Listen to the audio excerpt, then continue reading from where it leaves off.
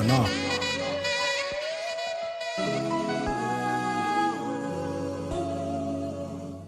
Time. They just trying to speak their peace. Get your peace, R&R.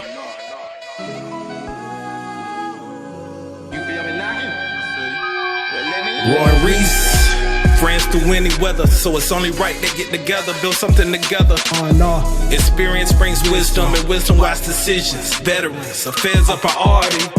So when it come to veterans, probably should be tuning in. Matter of fact, tell a couple friends. If you got issues with your dog, cat, woman, an opinion about 45 sitting up in Gotham, guess that made Roy and Reese who? Batman and Robin, dialogue just might help you solve it. Come to conclusion to dissolve, so you can get back to your R&R. Just trying to speak a piece. Get your piece, R&R. Roy and Reese. What up? The R&R Xperience. They just kick it how they living, they just trying to speak their peace. Get your peace, R&R, Roy and Reese. What up? R&R Xperience. Yeah. Just kick it how they living, niggas so important. They just trying to speak their peace.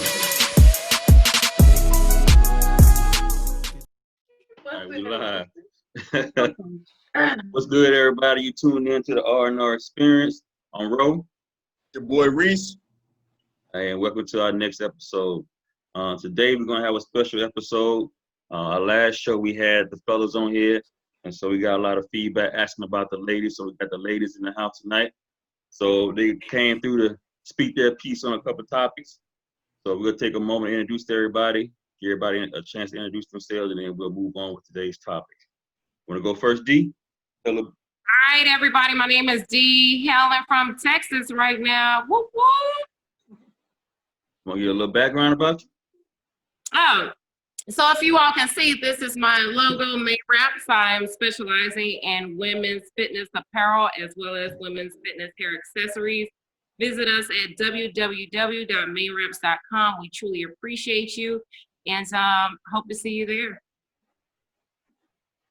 Gibbs.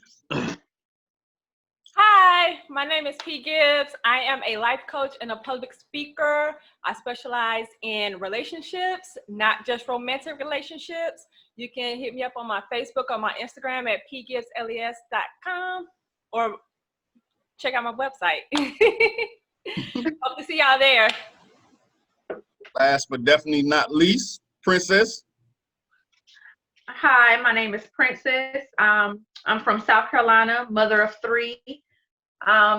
Did 15 years in the military, and I'm just here to kick it and see what we got for today.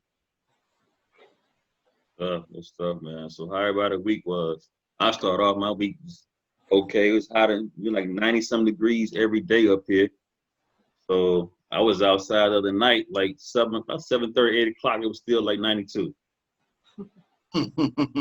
But other than that, we doing week on, week off. Today's my week to work from home, so I'm kind of laid back this week.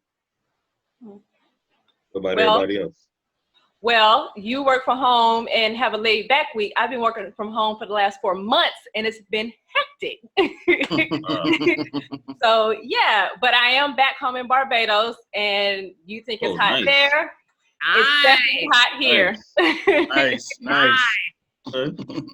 So yes, but other than that, my week has been good, just busy, trying to get my grind in, get this business rolling, helping folks. Yeah. So how the whole COVID thing going down there? It's crazy, actually. Well, actually, I won't say that because I don't want y'all to panic, but it's not bad in a sense, but just how they're going about trying to allow people back in because this is a tourist place. That part is the crazy part. And they don't, it's like, because it's very fluid, so they change it. You need a test. No, you don't need a test. You're going to get a test once you get here. You get a test at the hotel. It's just ever changing. But the COVID itself is not bad here at all. Okay. Princess. You want to know about COVID here? No, How's your week? How's your week been? Yo, you always got one. My week is pretty cool, because COVID, I don't even. I had a good week though. Good way. D, what you got? What you got?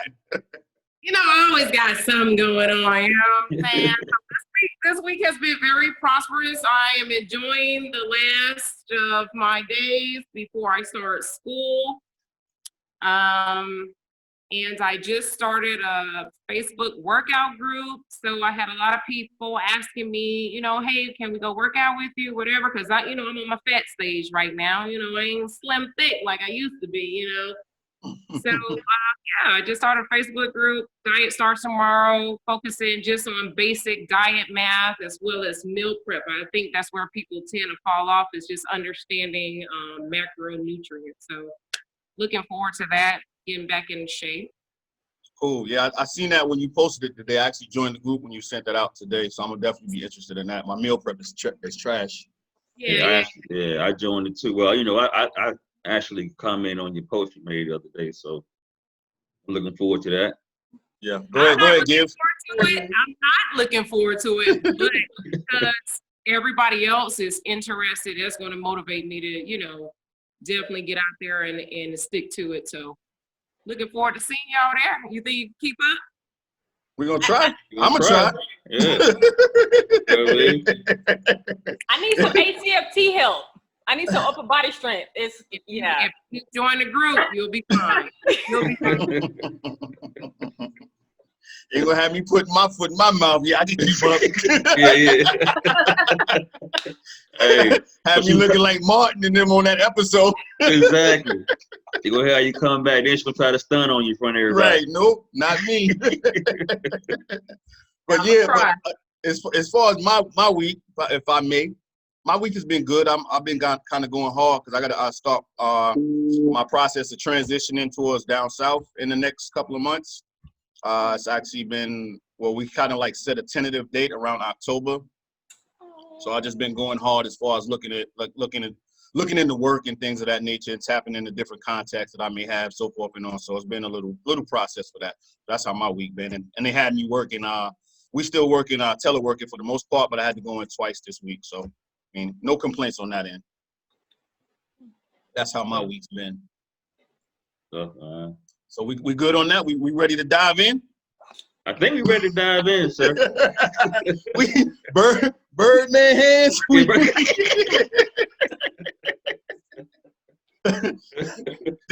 Are you done? Okay, I think D had an issue. She had a technical issue. Yeah, I see. Yeah. So she'll catch in on the back end. So we're gonna chime into relationships. We're gonna talk about relationships on this specific particular topic to initiate things. And the subtopics on this, we're gonna dive into. The first one is double standards. Double standards. So one of you ladies, whichever one wants to Princess, you look like you got something on your mind, man. Go ahead, get it off. Double standards within a relationship. Let's talk about it. Double standards in a relationship. Mm-hmm. So basically, men can't dish out. I mean, they dish it out, but they can't take it. The things that you guys put out there, y'all have a hard time when it's time to swallow that same stuff. But y'all just make it, you know, sometimes you might word it differently, but that's basically what it is to me. But I mean, that's one example. I mean, she gave us. I didn't really get it. That's all of it. Was that the whole synopsis of it? Like we could dish it out on an overall period. We want to break it down. I mean, that's what you said. That's what you said. We can come back to you. Oh, okay. Y'all coming back? Unless you want to break it down some more. Just come back to me. You know, like for me, right? I think with double standards, I mean, there's certain things that are double standard in a relationship that you could say are the norm or acceptable, right? Then those are certain things that, you know, maybe one, you know, the females might have an issue with this standard versus the male. But at the end of the day, I always say my opinion when it comes to double standard is that opposite sex allows the double standard. You know what I mean by that? So, for example, if what you just said was you know, we can do something, but if you do it and it's blown out of proportion or it's whatever, the guy might leave or the female might stay or whatever the case might be, it's only like that because females allowed it, right? Because if yes, so if I'm talking why I say that, it's my opinion, it's raw opinion. If someone knew for a fact that the consequence would be like that's the consequence. Ain't no ifs about it. Like if I do this, this the consequence, right? Zero tolerance. Yeah, zero tolerance. If you had zero tolerance, a person will be less likely to do what they're going to do. Not saying it's going to stop a person completely, but let's think long and hard. You know, for one example, I don't want to go into another topic, but that's kind of how I feel about it.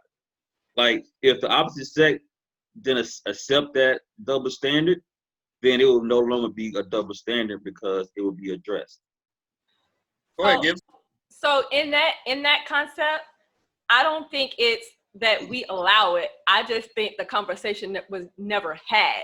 So it was never put on the table. So if both parties have this conversation and say, hey, this is what it is, then there should be no double standards. Yes, society put double standards. Yeah, you know, if women out here doing this, then they're labeled this, but if guys do it, then yeah.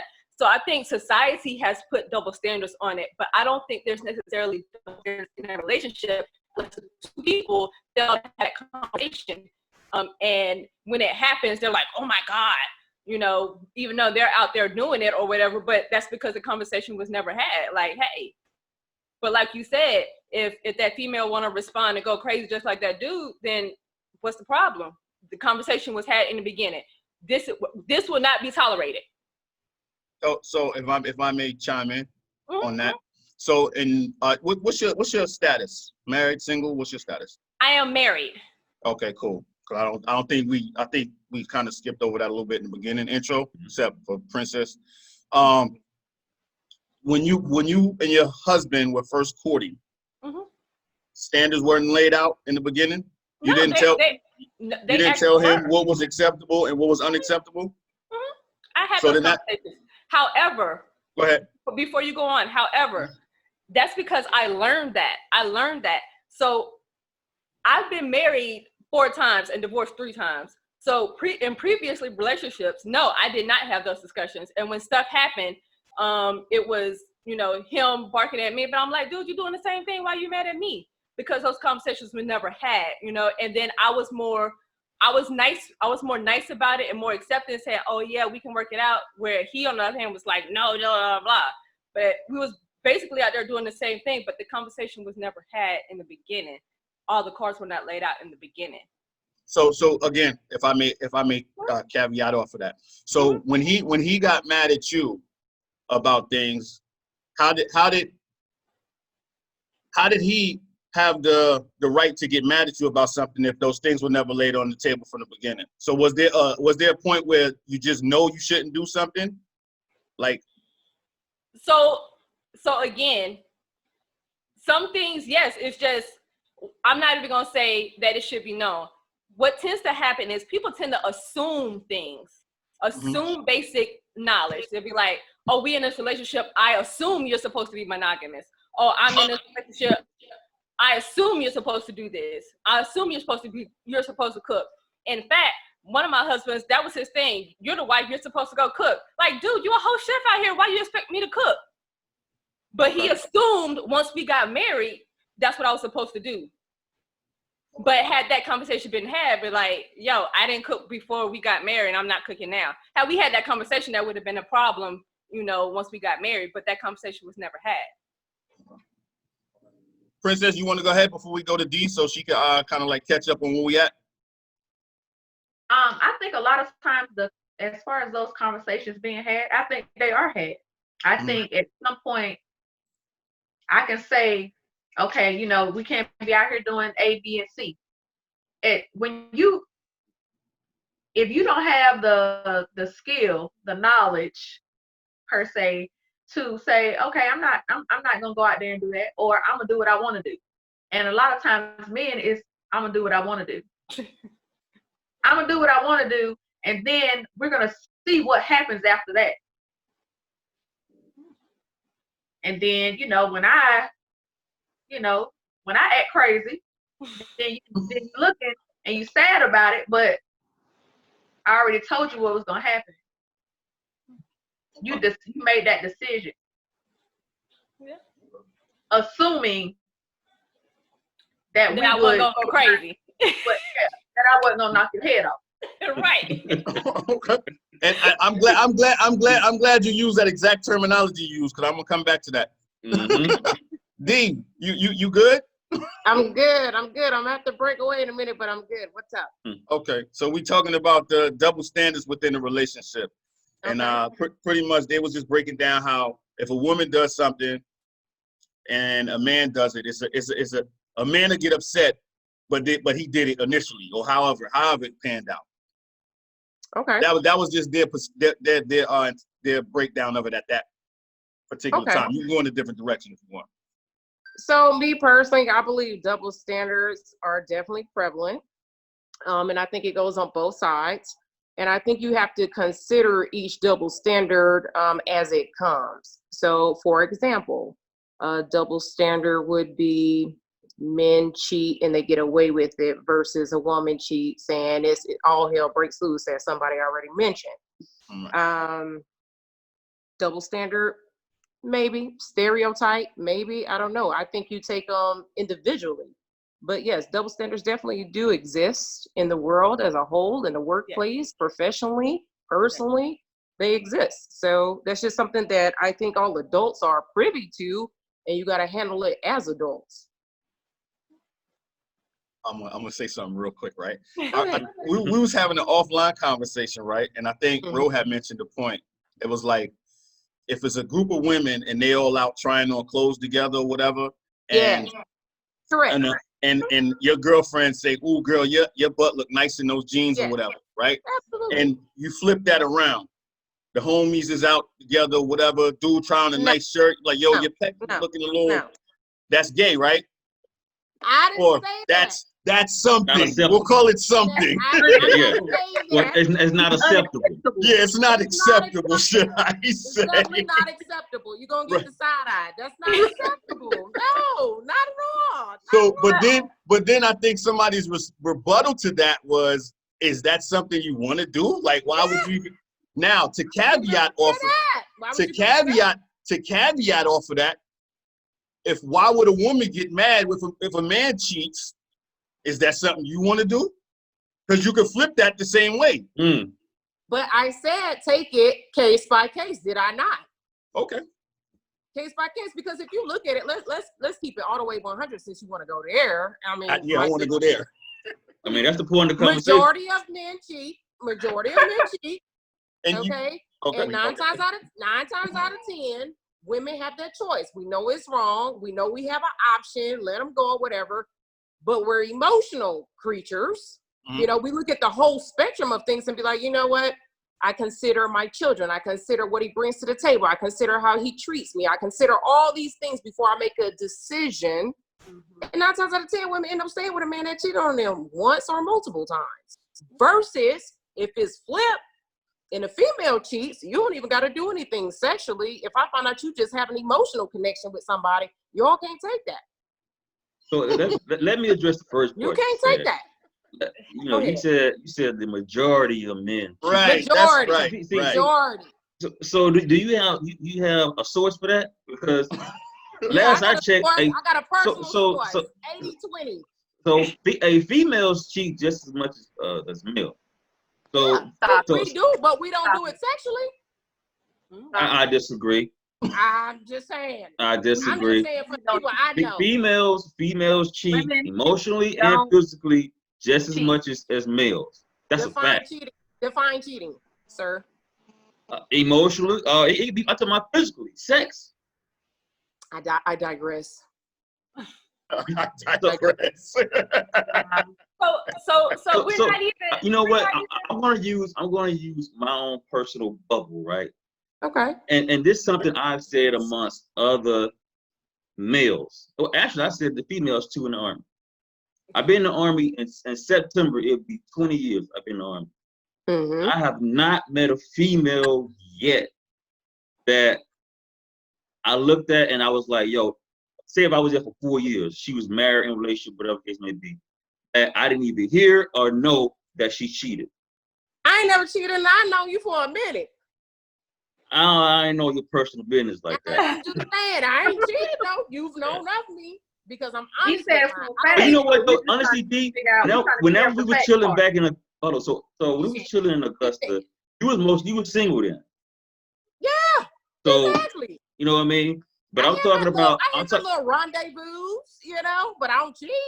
If I want to do something, just dump you. okay, define what you call it. What define that? See, Rendezvous, my little, you know. well, you just doing your thing. My exclusive relationships, Okay. my exclusive. They don't have to be public, but exclusive. I don't cheat on them. That's just me. I'll just dump you and carry the fuck on. But I Entanglements. also think it's a different Entanglement. dynamic when you're talking about military personnel because we move around a lot, you know what I'm saying? And we're separated a lot. I agree. So I think that dynamic is different from when you're talking about, you know, women and men in general, you know, in the world.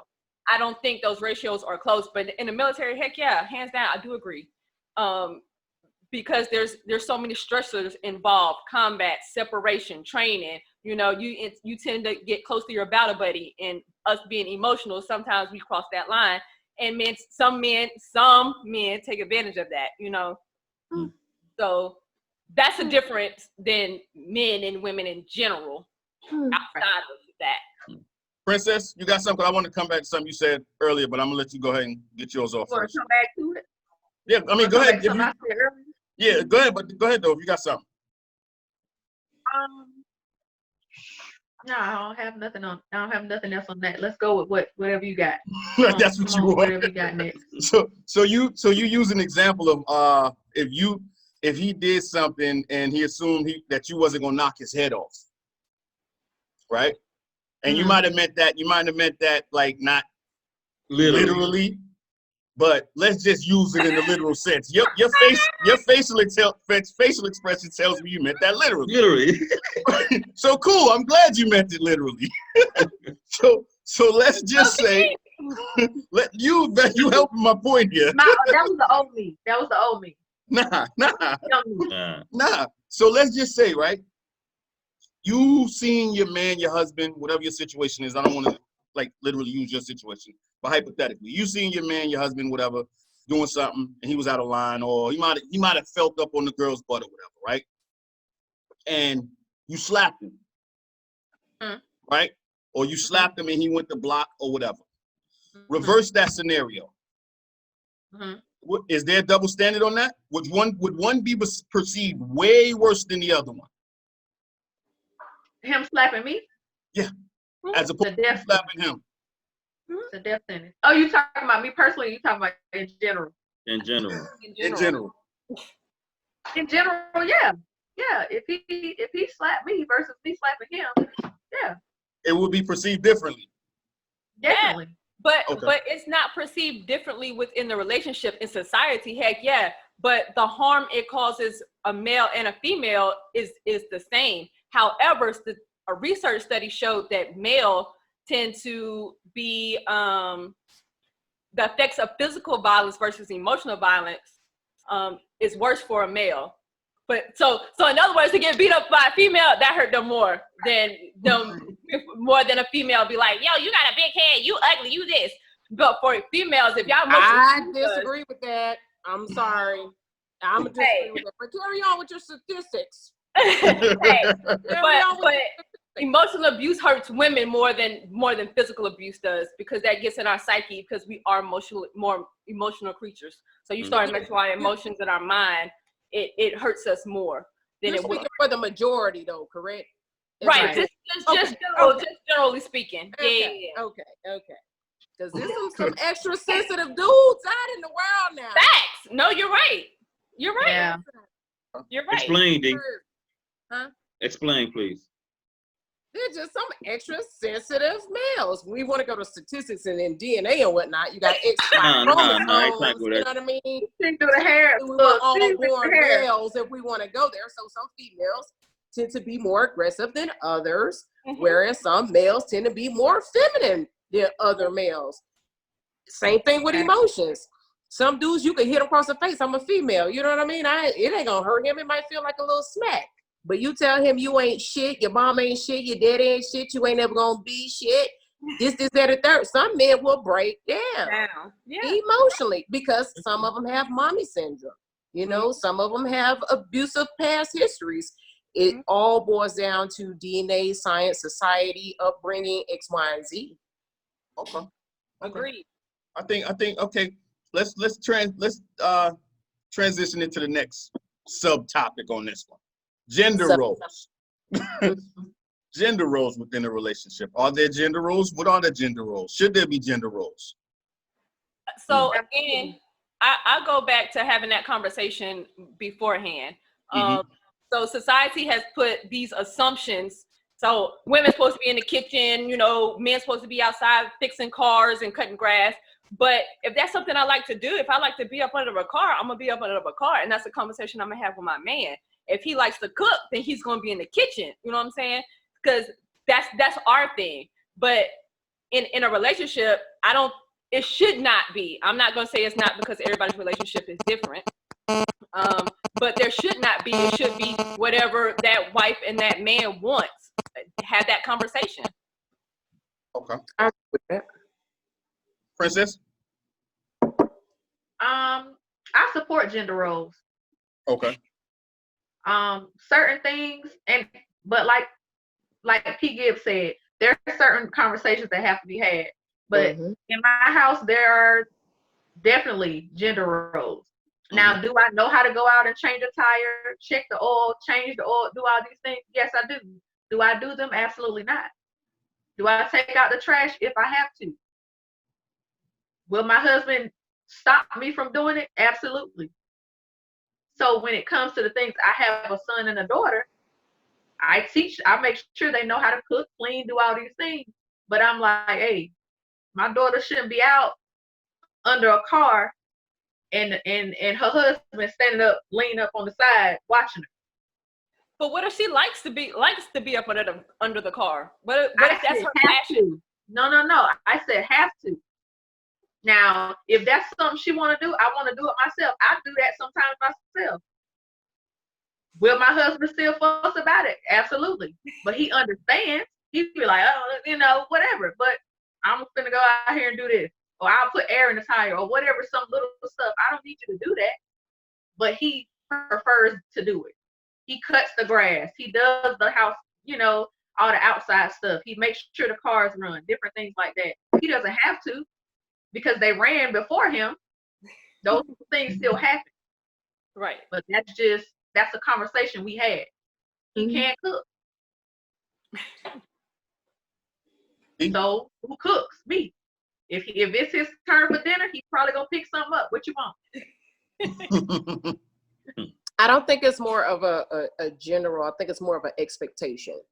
Again, going back to how you're raised. So I've been a single parent since the beginning of time. I was raised by a single mother who did everything, who taught me how to do everything, which I still do everything. And like Princess said, I have appreciation for certain things that typically males do.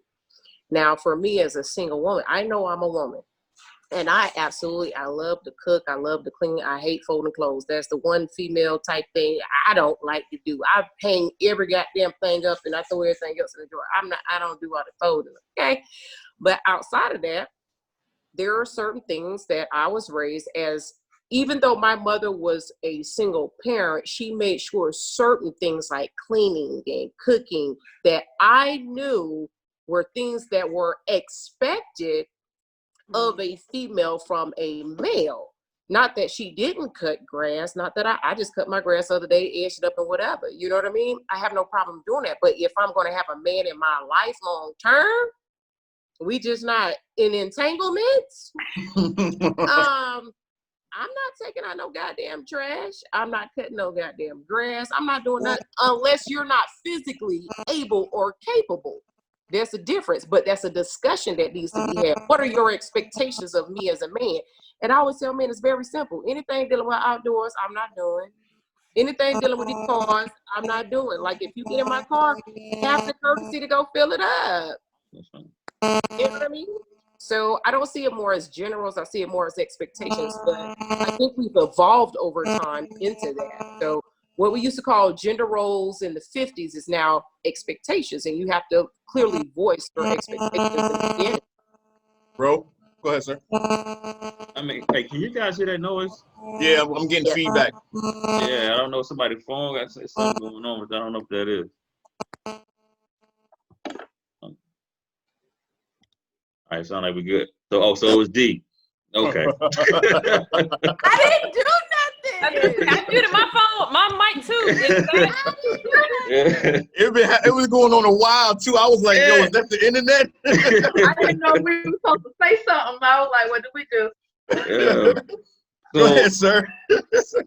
So for me, I agree with everybody. I think gender roles, to me, is based on how you was brought up, how you were raised. And like Dee said, it's all about expectation. You know, what you expect the opposite, your significant other to do in a relationship.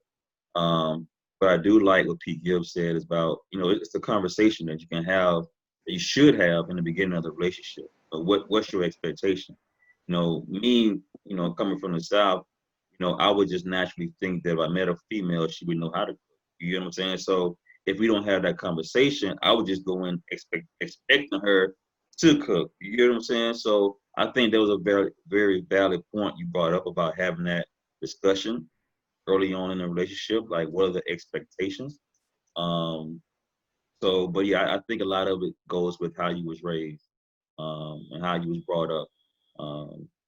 And like Dee said, it's just all expectation. Basically, that's what it is. It's expectation from your significant other, and what you expect out of them in that relationship. That's kind of my thought. You know, for example, you know, a lot of times we were talking about the cooking and the cleaning, but you know, for me, I was taught that the man pays the majority of the bills. You know what I'm saying? So even in my relationship, I've always paid the majority of the bills. You know what I'm saying? So that's just how I was raised. You know what I'm saying? Like, but if you go with somebody else that was raised differently, that might not be something that they go by. You know, they might say the whole 50-50. I heard some relationship is 50-50. You know what I mean? Not that I'm against that, but going into a relationship, unless that female tells me, I'm going to probably do most of the bills. You know what I'm saying? I think I agree with that across the board too, and I think every relationship is different. I know with my lady, she does majority of the cooking, but she likes for me to get in there too. Sometimes, you know, give her a night off or give her a couple nights off and cook for her or cook for the kid, her and my daughter, or what have you. So she likes that. But like for the most part, like anything like outdoorsy type of stuff, I'm gonna handle that. Like she not taking out no trash, she not doing none of that like that. Like so I'm on board pretty much across the board with that. So I think we good on that. Let's caveat into deal breakers. What are some deal breakers? D, let's start with you. Don't do that. Don't do that. Don't do that. I already know where you're going with it. Okay, so me, I'm a say what you mean what you say type of person. And it's only so many times that you're going to give me false narrative, right? What I mean by that is if you tell me this, and it could be the honey to-do list. We'll take it to that. So women in general know if I ask you to do something or I got a list for you to do, that you're going to do it when you want to do it. But my personality is I'm going to go get it. If I ask you, first of all, that's a lot for me to ask you.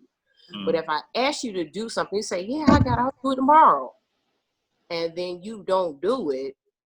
And I wait a couple of days and I bring it up and you're like, oh, I got it. But you still don't do it. And I end up doing it. I'm already looking at you sideways because that goes back into that gender role. That's that trust. That's that security. You're supposed to be my security blanket. So now you fucking up my vibe. You know, I have a schedule. And you know me because we're in a relationship, right? So I feel like when you choose to do that, you're blatantly being disrespectful. You're just trying to see how far you could push me. But I'm very boisterous in a relationship, so you're going to know exactly what it is, okay? I'm going to tap out on this. Y'all carry on.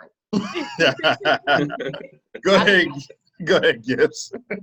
Yeah, so to caveat with that, for me, I have a 3-word rule, not word, but for lack of a better word, that's what I'm gonna say. But if I tell you 3 times, after that 3rd time, don't even worry about it. Like we're done.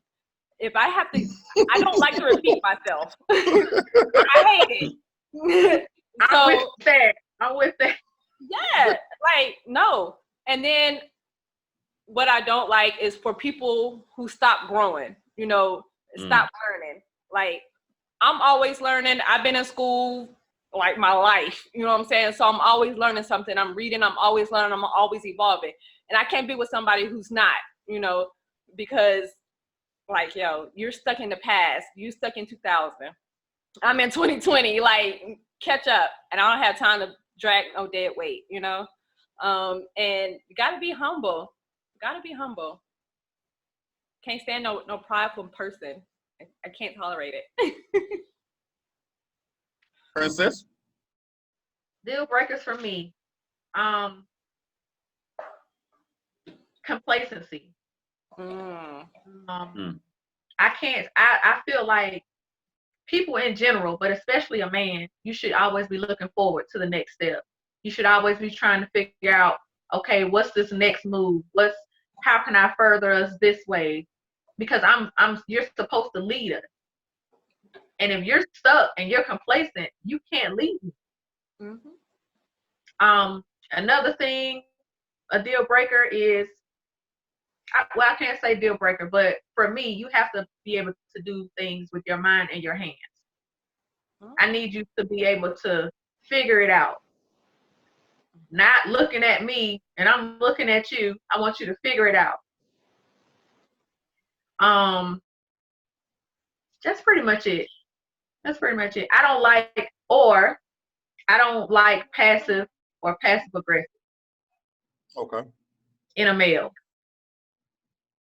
Agreed. Sir? So I know for me, we only have like 3 main like deal breakers.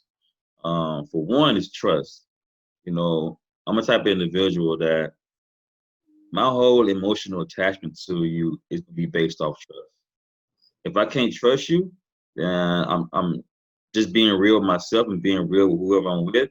I'm not gonna give you my all. Like I'm not gonna be all the way 100 into the relationship if I don't trust you. Trust is like number 1 on my priority list. If you iffy and in that category, it's hard for me to like get over stuff like that. I'm not even gonna lie. Me and Sean, we joke all the time. I'm like, yo, I tell a person, I'm not built like that. You know what I mean? Like people, like you said, one of the double standard. That whole the person go out and do something. Nah, I'm not built like that. You know what I mean? I'm all about trust. And 2 is, I want somebody who has goals, kind of like what P. Gibbs said. Like, when I met my fiance, I was like, money is not everything to me. You know what I mean? You can work at Walmart, but if you're gonna work at Walmart, strive to be the store manager at Walmart. You know what I'm saying? Like, I don't like nobody who, like you said, just stay in one place. Always look to continue to better yourself, because that's the type of person I am, and I need my significant other to be the same way. So when I'm slacking, she can push me, and vice versa.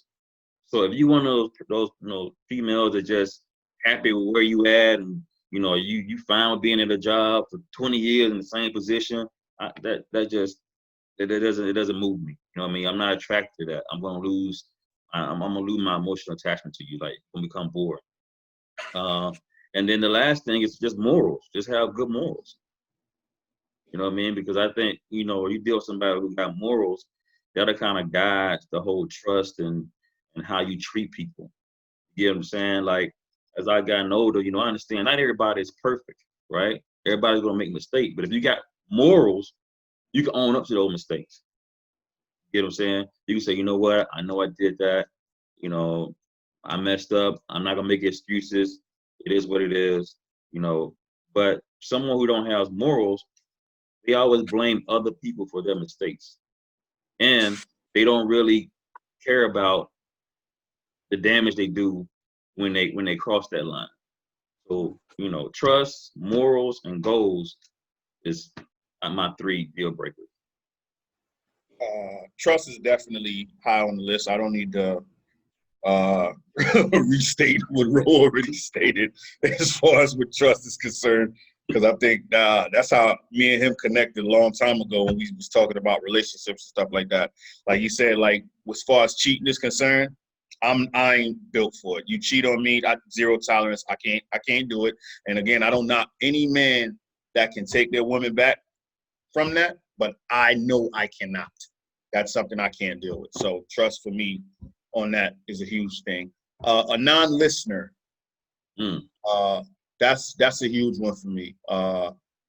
Somebody that just listens just to generate a response, as opposed to listening to try to understand what you're saying and understand your point of view and understand where you're coming from.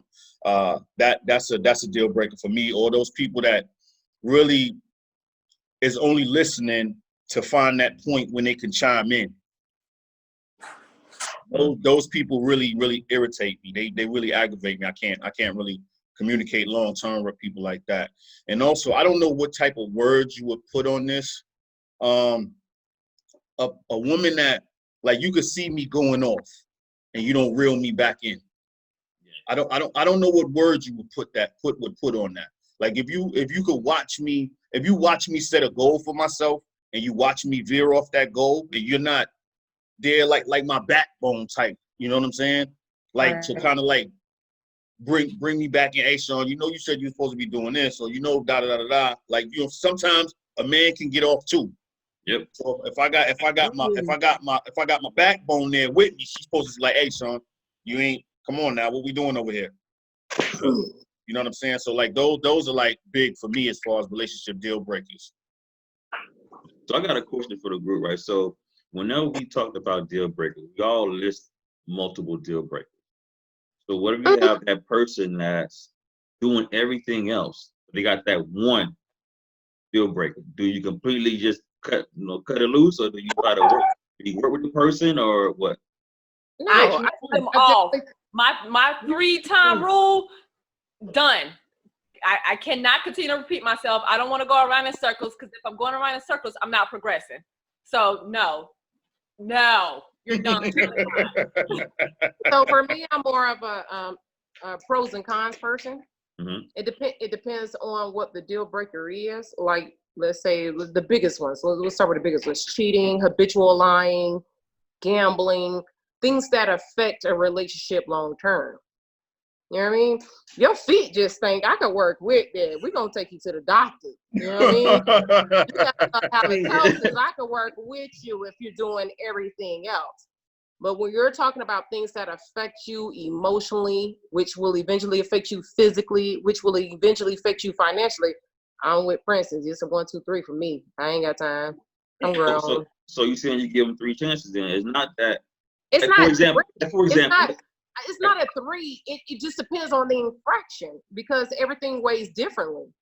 For example, you have a male husband or a boyfriend or whatever, Mm-hmm. and you had no issues. Perfect mate. Y'all get into an argument. Y'all been in arguments before. Well, this particular argument, he loses it. He grabs you. He might shake you up. Might even just say he lightly slaps you. I ain't talking about beat you, not beat, but he just say he put hands on you in some type of way. Touch you up. Yeah. Is that one infraction? Is that one infraction? You're done. That's it. No for me. It's a no for me. It's a no for me. It's not a deal breaker, or it is? It's a no. No. Oh, okay. For Princess, it's a wrap. Oh, mine is. Yeah. Okay. You definitely, that's it. We need to go ahead and that's it. It's a wrap. I can't say this. So even if you was in the wrong, like say you triggered him, because that's just to be 100 all the way across the board. Sometimes females know how to trigger their man. So you say some slick stuff out your mouth.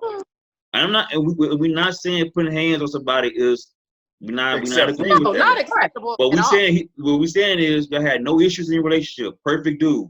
It's one time he snaps. He might grab you up, throw you on whatever, something like that. We're not talking about beat you, but something like that, and you're done. So for me, in the past, I'm with D. I wouldn't tolerate it. But because I tolerated it for so long, you know what I'm saying? Now it's just like I'm with Princess. Like I can't deal with it no more. You know what I'm saying? Back in the day, I was like, oh, okay, you know, I understand how I affected him, blah, blah, blah, blah. So I give him that pass. But now, because I tolerated it, I'm like, no, I do not want to go back to where I just came from. Because again, I'm always evolving. Second, I'm not dealing with a man who can't control himself. Because if you allow yourself to get to a point to where you need to put your hands on me, you have no self-control. I don't have time for it. And three, I'm not going to egg you on, because you said if I egg you on, that's not me. I'm not going to egg you on. And if the woman is egging you on, then you probably need to leave anyway, because she pushing your buttons. You know what I'm saying? Mm-hmm. She knows what hurts you, and Mm-hmm. she's using that against you. So you might as well leave, because she ain't got no respect for you. You're dealing with D. Hey, what you got Okay, for us, D? okay. Be ready for that life. I'm a little rogue, so I'm a little different. So I will say this. I think when you grow up, you know, that's one of the things you're taught by your father and your mother. Never let a dude put his hands on you. You know, that's disrespectful, bro. And I get that. I agree with that. But I've been in a situation, I don't think I've blatantly had nobody sober try me. I feel like with my mouth, I could definitely try, dude. And I definitely know what to say. And I don't care if I'm in a certain type of mood. So a couple of instances I've been tried. I won't say beat because I've never been beat. So I can't speak from that woman's experience that is doing everything right, taking care of the kids, and just has this big monster come in and beat the fuck out of her because one thing's out of place. I don't understand that. I can't comprehend that. So I don't want to take away from those victims, but I didn't put the dog back. But I will say when alcohol is involved, emotions tend to run high. And so the two experiences that I have had, I might have contributed one of them.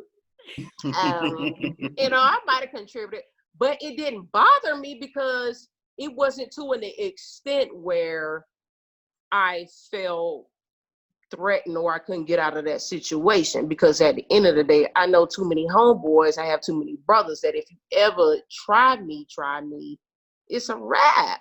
So I will say it is an embarrassing thing too. The second incident was a little bit more embarrassing. And I'm like, how did I get myself in this position? Like, I'm a very smart person. I'm very intelligent, blah, blah, blah, blah, blah, blah, blah. Shit happens to the best of us. In that particular situation, because of the extent of it, like Princess said, I'm out. Like, it's a difference between making a mistake and be like, oh shit, I'm fucked up. I ain't mean to do that. And a person that's progressively doing little things that lead up to this big situation that can potentially affect you, endanger you and your children. There's two different levels. It's levels to it for me. That's what I'm trying to say. It's levels. For me, it's not even the physical part. I have a thing about being able to control your emotions. And I've always been taught an emotional man is a dangerous man. Very true. Very true. At that point where you felt that need, and then you you didn't beat me, but you felt the need to put your hands on me. We don't know to what level your emotions are carrying. This time it might be that. The next time it might be something else. Because now I see you as an emotional person. My husband, he's been with me for a long time, and I'm something else. I can take you there, but he's never been like, okay, I'm gonna just choke her and whatever. Like we don't do that. So He's always been. I ain't trying to put my business out there, but this is how I knew my relationship was going toward divorce. My ex-husband used to get me so hot. I mean, hot. And I would suppress it. So one day I walked in the house casual, just got off work, working my ass off with all these toddlers in this house. And I asked a simple question. What do you want for dinner? You know what I mean? Just stupid. The kids are crying. I'm trying to change my son. I'm just walked in. You know, I'm in this leadership position. It's very. I'm tired. First of all, I'm tired when I walk in the house. Nothing's cleaned up, whatever. So already I'm like, really, again. So my mind is already, it steps to it. My mind is already whatever. Yeah. So one of the toddlers comes up to me and is like, ah, you know, want some attention. So I asked him to come get the child.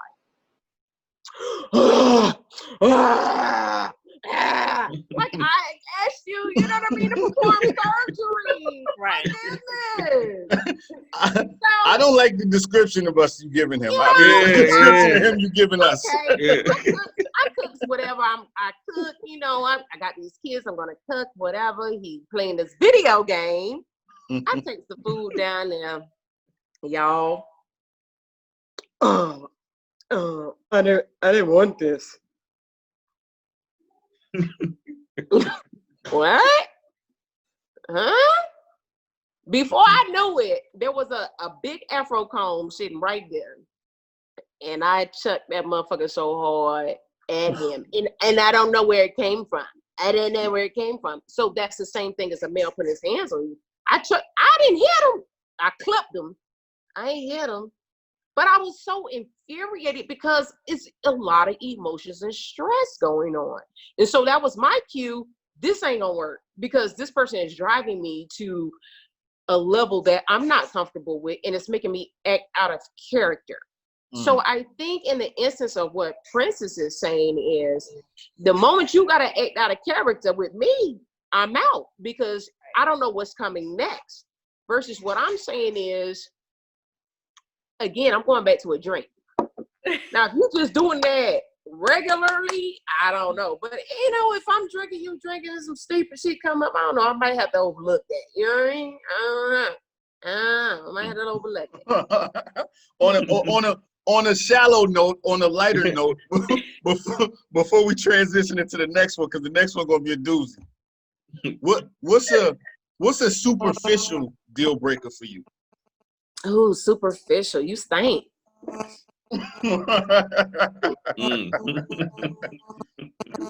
Gibbs? I don't think I have one. No? I don't think so. I think I'm very open to a lot of things. But I guess I can agree with D. If you stink, I don't think I can tolerate it, especially if it's to the point to where it makes my stomach hurt. Like, D, we having that issue again with your sound. she's muted. Oh, that's not D then. No, D is muted. Somebody unmute her. Yeah, she got to do it herself. Unmute. Yeah. Oh, there you go. Unmute. It's not Yeah, me. Yeah, Princess, what you got? What you got? Superficial deal breaker. I think for me, lack of swag. You gotta have like a swagger. Like, I don't know. I mean, to me, that's the most superficial thing. But if you don't have that, you know, I gotta look at you. You gotta make me turn my head when you walk by.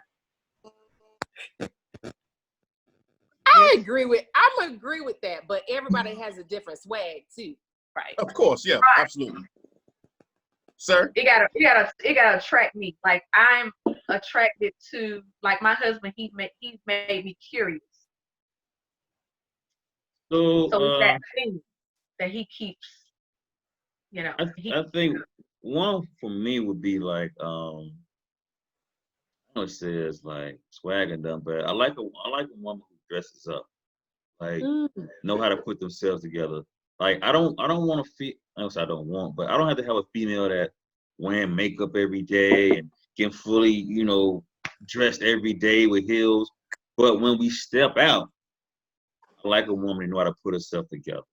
Like if you can't do that, like you can be a sexy woman, but if you can't put yourself together nice, that's kind of like it's. So she need a catalog. Yeah, it irritates me. A versatile catalog. Yeah. Catalog. Yeah. Catalog. Yeah. I'm a toe game guy myself. You like this? Look, Oh, nose, I'm a toe game guy myself. If my toe game ain't right, we can't deal. Oh, he said toe as in feet. Yeah, your toe. Oh, so what you saying, sir? You suck toes, is what you saying? I ain't said nothing about that. That's what you said. You said suck I like toes. the presentation. I like the head to toe presentation. So you suck toes, though. Anyway, next topic.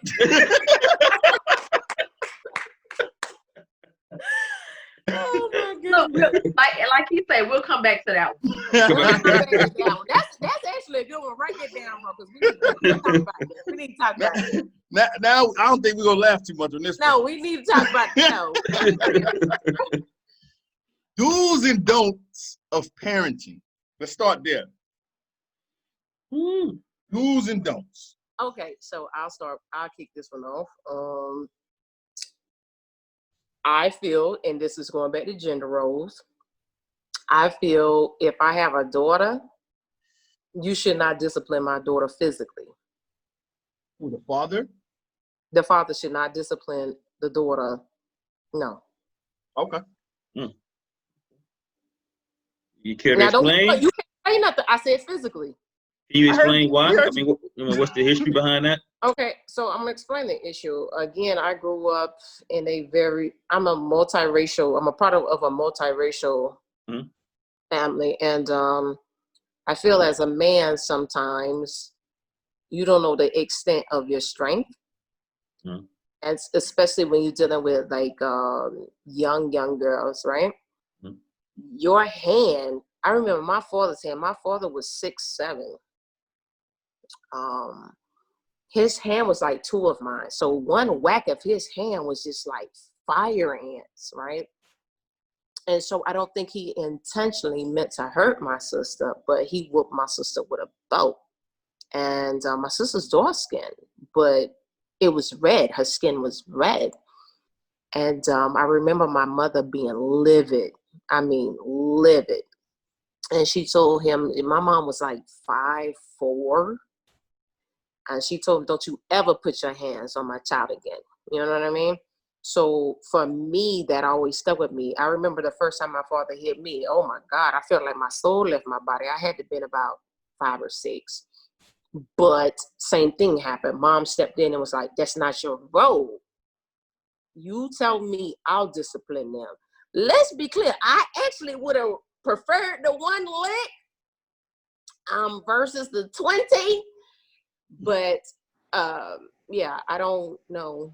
Don't put your hands on the girls. Me and my children's father, we all have that same understanding. They don't do that. They'll tell me and be like, yo, you need to talk to your daughter, you know, but they won't do it. So that's my one.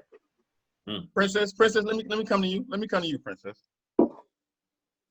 Which one, me? Yeah, Princess.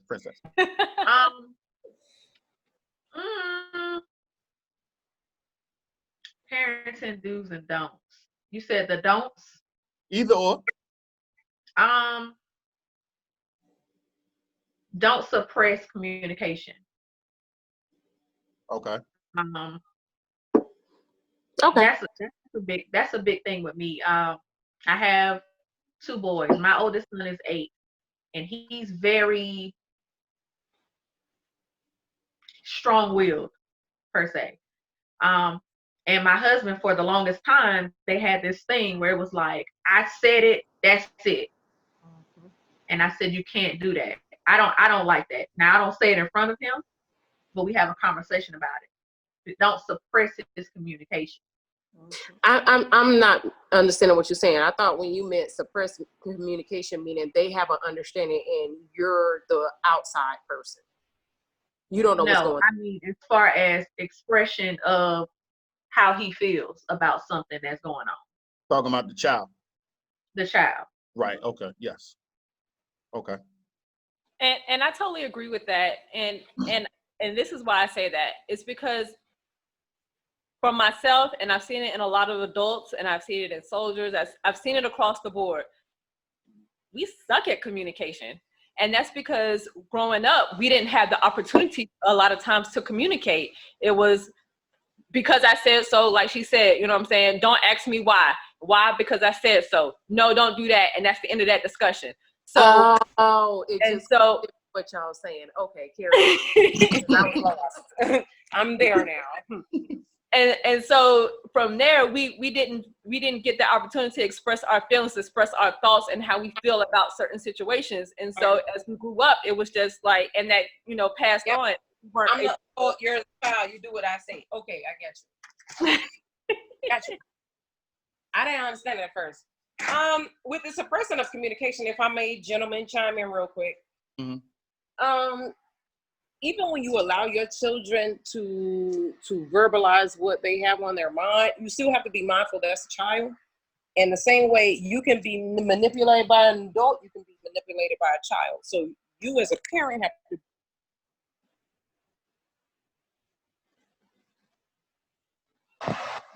carry on. Go ahead, sir. Carry on. So for me, well, first before I go into mine, I will say that P. Gill's explanation kind of opened my eyes to something about that. That was key when you say about us not, when we get older, we don't communicate well because we grew up not having the ability to communicate. It was, do what I say, and it is what it is. So I thought that was very good. One of the things for me is that as a adult is that I've always tried not to argue around my kids. Even when I was with their mother, when I was married to their mother, and even now my fiance, my daughter is here. That's like I don't, what I mean? Like if it's something that bad, we need to walk outside or leave and have that discussion. Yeah. I'm all about that, but I'm not gonna be yelling and screaming at my daughter in the next year and all that. But that goes back to that get you out of your character. Yeah. So that's just always been a don't for me. Just what I mean, because I look at it because a lot of times our kids, they listen and they pay attention to everything. Everything. You know what I mean? And I learned that, like having conversations with my daughters as they gotten older, there's things that they brought up that I didn't even think that they even noticed or even knew. You know what I mean? I'm like, wow, you actually noticed that or you paid attention to that? So that's always been a thing for me. I don't argue in front of my kids. And I agree with that. And I know a lot of people agree with that because I've heard it countless times. However, I don't agree with it at the same time. And this is why. With the arguing in front of your kids? Yes. And this is why. Because some kids grow up and think that mommy and daddy had a perfect relationship and that's what they expect from they struggle. I agree. And so and so when they go to have these relationships, it's like, oh, I can't argue with you. My mom and dad didn't argue, so I can't argue with you. That's not what a relationship is supposed to be. So we put these fantasy thoughts in their head, these unrealistic expectations when they grow up. So, but what I will say, yes, those real harsh ones, yeah. But once you learn how to communicate and be able to disagree, intellectually, I guess. Healthy. Exactly. Yeah. Yes. Have those conversations and let them know that there's going to be times where you don't agree with your spouse. That's a part of a relationship. That's a part of life. So let me just clarify. So for me, I don't classify a disagreement as an argument. I've had disagreements in front of my kids a lot. I'm a communicator, and if you can't communicate, I didn't bring that up as one of my, but you have to be able to communicate, right? You're right. Yeah. So I didn't have disagreements with my ex-wife or disagreement with my fiance in front of my kids. But when it gets to the point now you're arguing and then it's going beyond that, that's what I mean. Because and I just share my reason. When I was with my ex with their mother, it was just because I was brought up that way. I mean, my parents always said that, there's certain things that, you don't do around your kids, right? Absolutely. So that was my reason early on. The reason once I got my fiance, because I'm their father. You know what I mean? We get into an argument, They're going to side with you. Well, my thing is, when you get in an argument, emotions are involved. And so as a woman, she might say something real slick that my daughter can't get over. You know what I'm saying? Like if she hear you say something that she just can't get over, she heard you say it. Right. As an adult, I can know you were just upset. And then now you and my daughter got issues. And now If that's the case, now we got issues. You Yeah. get what I'm saying? Right. So right. I look at the big picture. You know what I'm saying? Not because I've been told before that it's kind of like you being phony. I don't consider it being phony because I didn't raise my daughters to think that people don't argue. You get what I'm You saying? don't And I expose don't. your kids to the negative connotations of things and make that their reality. That it's Exactly. okay to go to school and argue with a teacher because you saw mommy and daddy. It's okay to hit or, you know what I mean? Right. I get what you're saying. I get where you're coming. Right. I'm gonna go back to what Princess said. I agree with everything all y'all just said. I'm gonna go back to what Princess said about not letting your kids suppress themselves or suppress how they feel or whatever. And I'm gonna expound upon that a little bit. I've started learning over some years to be more communicative with my children because they've always had this, daddy ain't gonna like that, so they may not say it to me. So now especially with my youngest getting older, and of course I already had older girls, and me learning that they need to be able to communicate with me and not be worried about being kind of like fearful of how I'm going to take it or how I'm going to react to it. Correct. So Correct. It kind of like came to me more when me and my youngest daughter's mother was getting back together, and she felt the way about it. And I didn't know that she felt the way that she felt about it until her mother mentioned it to me. And I was like, wow, like, you know what I mean? Like, this wasn't even a conversation that I even thought to have with her. Right. Like, we just making moves and not even thinking about, you know, how she might feel about it.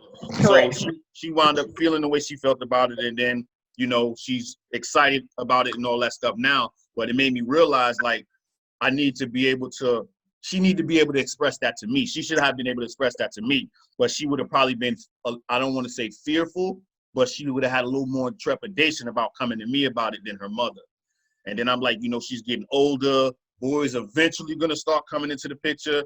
She could talk about her mother about certain things, but I know, having been a young man, a young boy, from a different perspective than her mother does. So I was like, yeah, I can't just keep going and not allowing, you know, my kids to not be comfortable enough to talk to me about certain things, especially with girls. But that goes back to the do's and don'ts and the gender roles and all of that. You know, when you're a young man, you're taught to be strong. Right. And you get this wisdom and this maturity until you're older. Right. And so I think in this generation now, like Princess said, you know, suppressing those conversations, we're more open to have those conversations. And that affects kids in the long run. You know what I mean? You know, you shouldn't have to hear something 10, 20 years later. And so what we have to do is balance things out. Yes, you have a gender role and that's fine. You're a male, you're a female, but it's nothing wrong with expressing yourselves. And I think that's one of the big major problems in general for our age group is just learning to express themselves, females and males alike. It's okay for you to cry. It's okay for you to be emotional. Why can't you be emotional with your children and not emotional with your spouse or your significant other? And so you don't learn that until the end, after you've made all these mistakes. Why we can eliminate some of those mistakes by having this conversation early on. Right. Right. Mm-hmm. Agreed. So we want to caveat off into the next one here. Unless anybody has any alibis. No alibi, sir. Good. Okay. Parenting and co-parenting. Parenting and co-parenting. Pete, let's start with you, Gibbs. Let's start with you. What you got? So most of my stuff is going to come back to having that conversation, you know, being respectful of both parties. And going back to what Dee said, a lot of times it's expectations. We expect, you know, the father or the mother to do this. We're expecting this. And the conversation is never had. They never really expressed, okay, this is how we're going to work. You know, this is how we're going to raise our child. These are the things that we want to instill in them. You know what I'm saying? This is how we're going to discipline them. Have those conversations, and they're not being had at all. Princess? I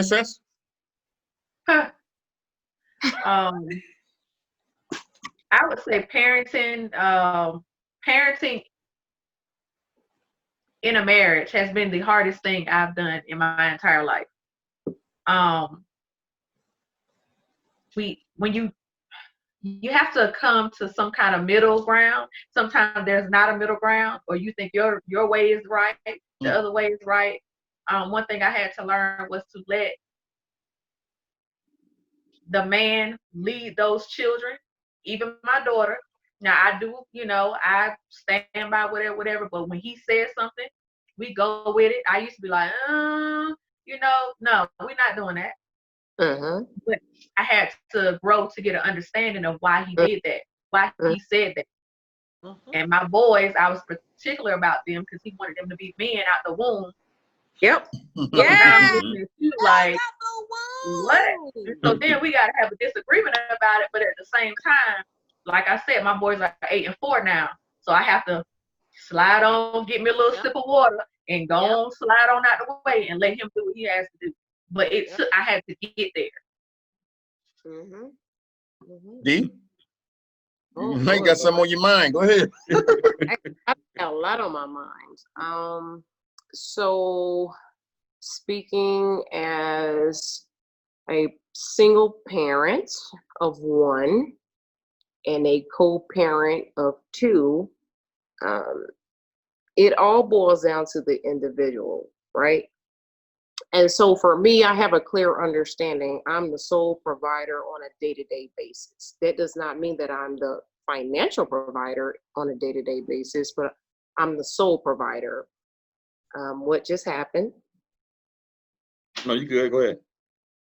I'm the one that nurtures. I'm the one that educates. I'm the one that signs them up for track and field. I'm the one that listens to those. So in that context, is certain things I will listen to your input, and if it fits what we've had a discussion about, me and the kids, that is, then great. Even if it doesn't fit, I'll listen. But when we're having a discussion, if I'm the one that's leading from the front, so to speak, I'm going to go with what's best for the kids first and what I think is best for them, because it's so many additives. It's so many additives. That's why I have a lot on my mind. As a married couple, I don't know what that's like. I have been married, but I can't consider my marriage a real marriage. I haven't been through ups and downs and years of experience. My marriage was only 9 months. I don't care to throw it out there.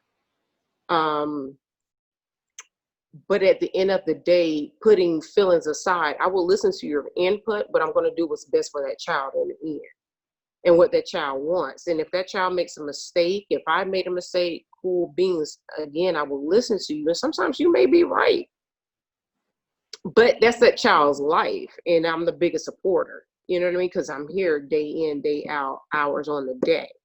So I'm gonna leave it at that. And we can go to the next topic. Bro. I think with co-parenting is co-parenting is extremely hard.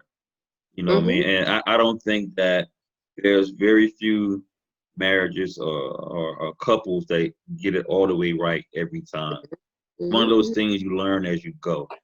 But through my experiences, the thing that sticks out to me whenever you're co-parenting, that you and the other parent has to be on the same page when it comes to what's right for your kids. And that goes with what Dee said. What is best for the child? Let's take personal feelings aside.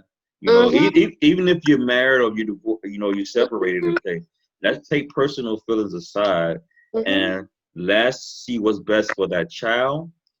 Let's have that discussion away from the child so that when we present it to the child, it's coming as one voice, whether it be the woman telling the child or the male telling the child. It's one voice. It's not, well, mom told me this, so let me go talk to dad and get dad to say yes, vice versa.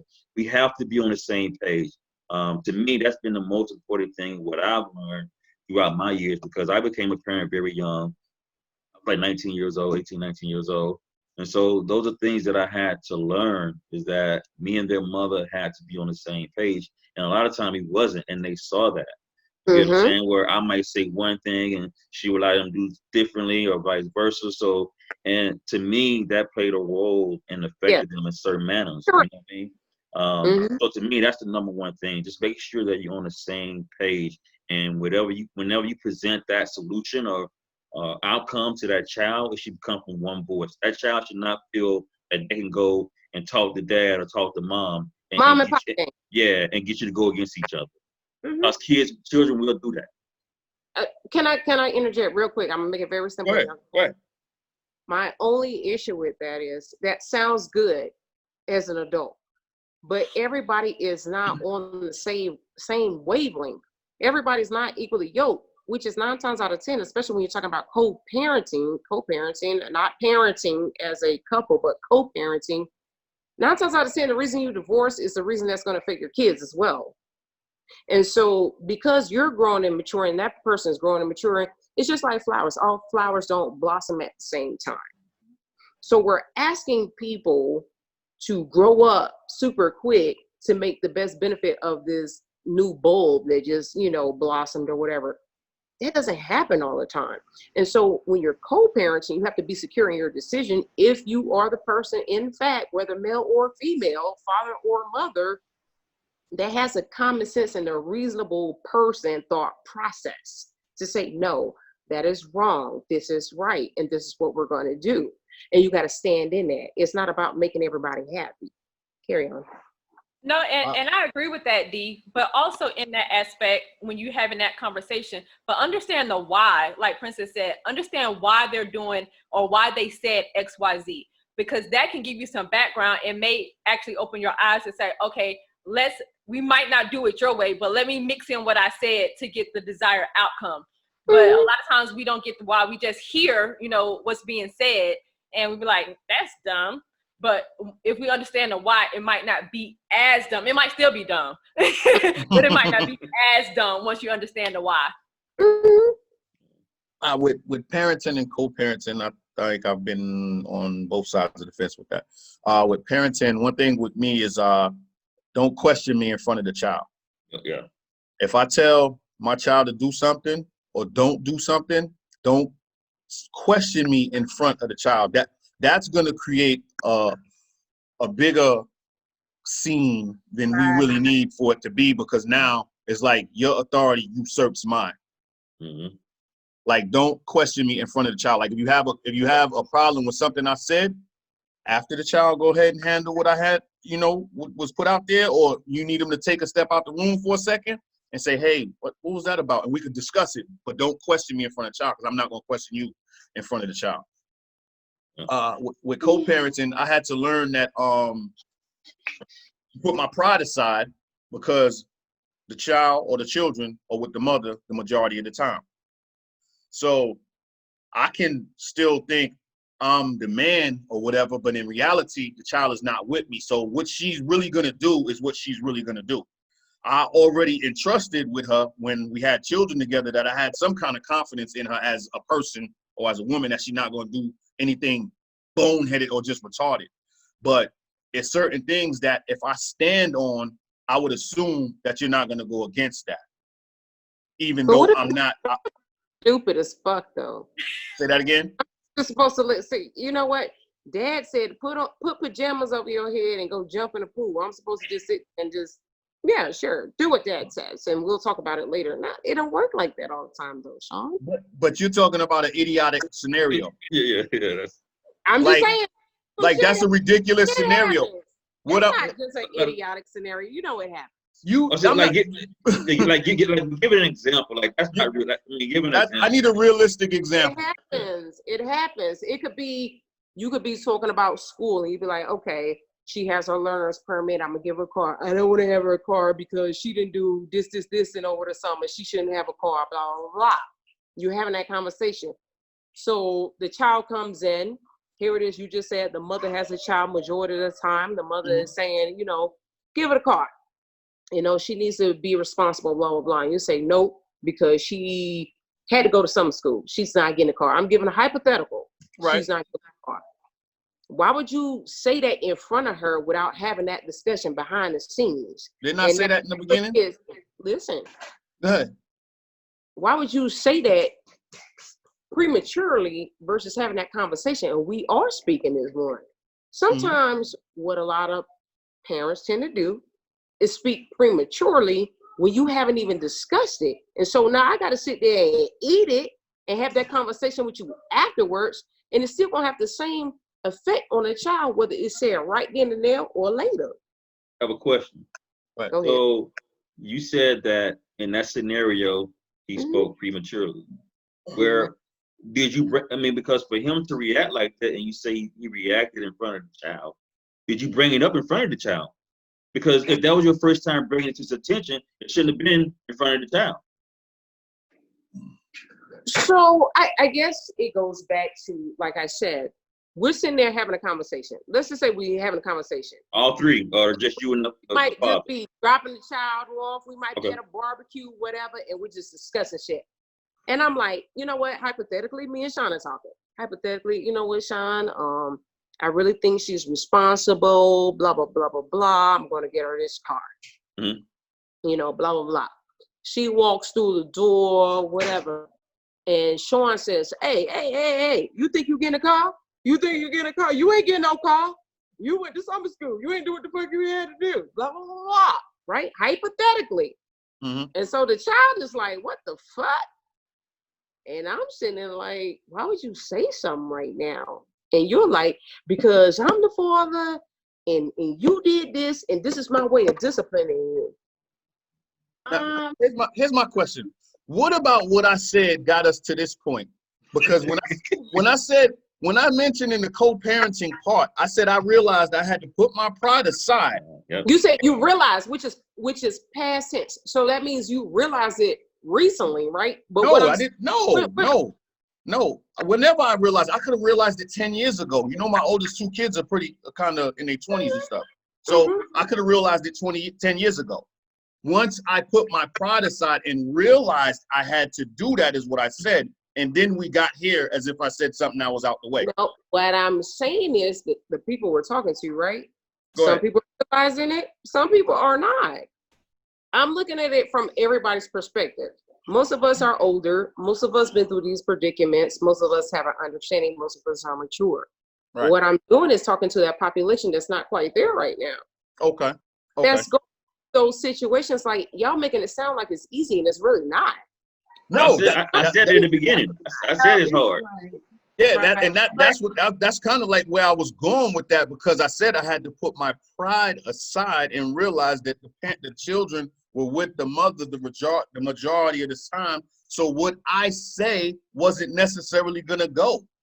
But it should. But it should. And in a perfect world, when you're even though you're not there as the father, because the father is supposed to have a certain standing when it comes to the children. I agree. So if you are in Europe and you say, well, she don't need that, she don't need to eat that, or she don't need, if there's a reason for it, unless you some trash dude that I feel like you don't have the best interest of the child, which is not apparent because you're able to be part of the life and help with parenting. Dad said that ain't gonna work. Okay, we're gonna have to figure something else out, or we're gonna have to go about it a different way. In peaceful situations, that would more likely be the case. Like, let's say, for instance, my youngest daughter's mother. We've always had a great rapport as far as dealing with my daughter. My other two kids' mothers, we had a bad rapport. So they ain't gonna, in a perfect world, that sounds good, but they not gonna do that. They not.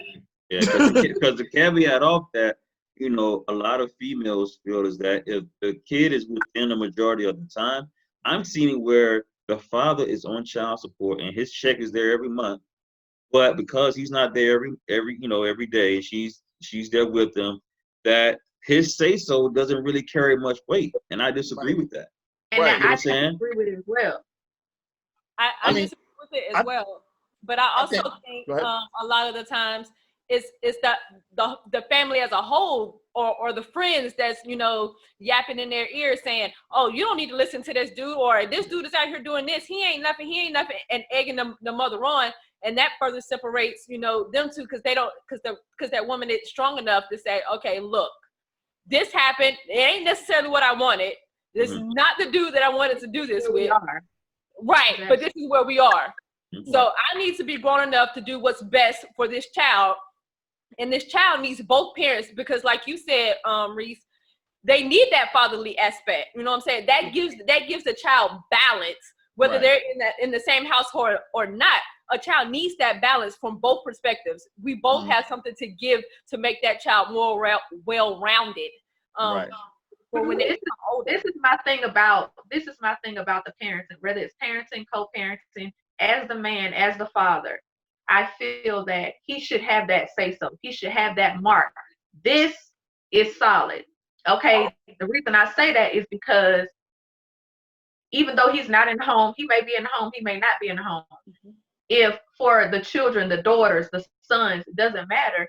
If it's a point where your daughter is bucking and she like, oh, you know, the first thing you want to say is, okay, your daughter is doing this. I'm having issues with your daughter. But you have established that what he wants and how he feels when it comes to parenting this child doesn't matter as much as yours. So now you got to hold it. Right. If you establish initially that this man, this is your daddy, what he say is golden, that's what it is. So when she buck and you say, oh, let me call your daddy, she like, oh shit, here we go. Exactly. And you don't have to deal with the back and forth. And I actually dealt with that exact situation with my daughter in North Carolina, where she decided to move out, you know what I'm saying, from her mother. And then her mother calls me, and that same exact words came out of her mouth. Your daughter. So I'm like, okay, now it's my daughter. But you gotta hold them to that standard, because now I know, look, my daddy, no matter what, my daddy say this is what it is. And it has nothing to do with our relationship, whether we're together, whether we're not together. Your father is gonna be that stone. Right. And I want to segue into our final topic. Be ready. And I'm gonna start off with Princess on this one. Child support. What's your stance? I'm not a supporter of child support. Okay. I'm not a supporter of child support. I feel like when it comes to children, when it comes to things, and especially in the system that we got going on right now, I feel like either you're gonna do something or you're not. And I also feel like child support is being used to say, well, this didn't work, so this is how I'm gonna get you. I'm not saying all aspects. I do understand that children need the support from both parents, but I'm just not a court-ordered child support. I'm not a supporter of it. D? I'll go last. I want to hear everybody, you know. Go ahead, yes. Okay. So with Princess, I agree with her. However, I also think child support is beneficial. I think it's a protective factor, because we have some women that's out here that's hurt. You know, they go however many years and needs and then now want to say that this man owes back child support because he ain't did this and this. You know what I'm saying? So I think putting them on child support from the jump, or putting yourself on child support, protects you from a scorned woman, you know, trying to retaliate on you in a financial backing. So I think I do agree with Princess. Like, yeah, if you are an adult enough to say, I'm gonna take care of my child and do this, and this, then by all means do that. But if you know that the woman is or even the man, but most of the time it's the woman that tries to be, you know, scornful and get back and end up, you know, doing whatever, I definitely support child support as a protective factor. Sir? So for me, I kind of like what P. Gibbs said. I think that, you know, is it needed? in certain situations it's needed, right?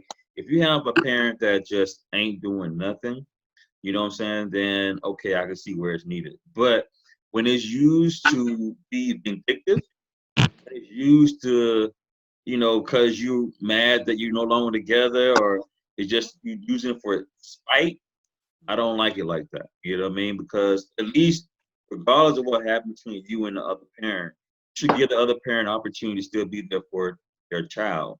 What I mean is that you both know what it takes to take care of that child, right? And you both know each other's financial situation. So if that other person say, look, before child support is even comes up to the courts, hey, you if you two can come together and say, look, I would give you $500 a month to help take care of our child, you know, and if she needs something or he needs something, just let me know, and we work it like that. To me, that's the ideal way and how it should be done by adults. Right. But in certain scenarios, I've seen it both ways, male and female, where they just don't want to do anything or do only what they want to do, right? And so I think in cases like that, maybe the court, you know, the court do to come in and say, you know what, since me and you didn't want to do it together when I was trying to, you know what I mean? Then I had a court tell you to do it. You get what I'm saying? Because there are a lot of people who are taking care of kids, you know, children by themselves, one income, and that father or that mother is not really contributing equally to that child. So You want me to go, D, or you got it? You got something? No, go ahead, please. hey, D got a doozy, don't she? I like it, right? So as a man that's dealt with child support, and I'm completely done with child support, by the way. Congratulations. Thank you, sir. Thank you. Press. Yeah. Salutations to me. I'm completely disgusted by child support, the system in itself. Heck yeah. Yeah, I'm completely disgusted by it. Originally, you know, because I like to know my stuff. Originally, child support was brought about, I think, in 1975. It was brought. It was no, in America, the child support system was brought. In America. Yeah. Yes. But it originated in the UK. Okay. Right. 1935. But immigrants started coming over. You want me? Is it my turn, D? Is it my turn? Is it my turn? Is it my turn? He's better be on you, boy. Be on you. Look at her. She got something somebody to did their table. research on this one. I did. So check it out. Originally, right? I'm not gonna say originally. When the child support system here came about, it was to offset the divorce, the man out of the house and divorce stuff, this, that, and the third. Because a lot in the 70s, divorce wasn't happening at such a high rate. Correct? Are we correct here? Correct. Okay. So once divorce started taking place, it was implemented to offset the man leaving the house. Correct. Right. Correct. So now in 2020, I do believe things have changed quite a bit where women are working more, things of that nature. So off the history lesson. Off the history lesson. I hate child support. I know for a fact it was vindictively used against me in at least one scenario. I'm gonna bring it all the way back. I know for a fact it was used vindictively in one scenario. Absolutely. So that, I mean, there's no way. And like everybody said, some women use it vindictively. Some use it because men are not doing anything. So I understand the fact when men aren't doing anything, stepping up, being a father, I completely understand that. But there's no way to separate the two. There's no way to say this woman was being vindictive and this child's father is really not doing nothing. So I don't know how you offset that other than changing the system as far as how they distribute the funds and where the funds go, and kind of like itemizing that process of it. That might be where it has to go. Mm-hmm. But as far as the system as a whole, I can't stand child support. Okay. And I agree with you, Reese. And it's different from every state. Every state has different ways on how they calculate it. I think in Texas they don't even calculate the women's income. It's totally based on what the other person makes. You know what I'm saying? Right. And in North Carolina, because we just went through this ourselves, you know, at least they do calculate in the mother stuff And I think they have like a set rate or whatever. Other children. Exactly. She has children. If I have 3 other children and you exactly, we're gonna have to. Exactly. Yeah, they split it amongst all 3 kids. Yeah, how much? Yeah. Go ahead. Exactly. You had to pull you out a bogey for this one. What you got? Okay. So I'm gonna start with the history lesson. Go ahead. So the history lesson was when immigrants started coming into America in the 1900s, right? Irish, Ireland, French, or whatever. The government was paying these immigrants to come in. They had to house them. They had to feed them, right? So let's bump up to where you're at. We ain't even gonna get into civil rights and all of that, because at that point you had 2-parent homes. So around 75 is where child support came in, because government spending all this money to supplement for these people being in jail. Well, we know in the 80s the crack pandemic came about, right?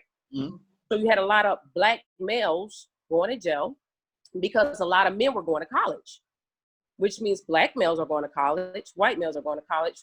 Black males probably not at the rate of white males, but people are becoming educated to sustain themselves, right? So the government stepped in and said, you know what?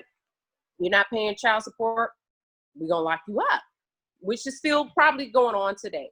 So I will agree that some states are different. Does the child support need to be reformed? Absolutely, because we're still basing it off of 1975, and that's not the case anymore.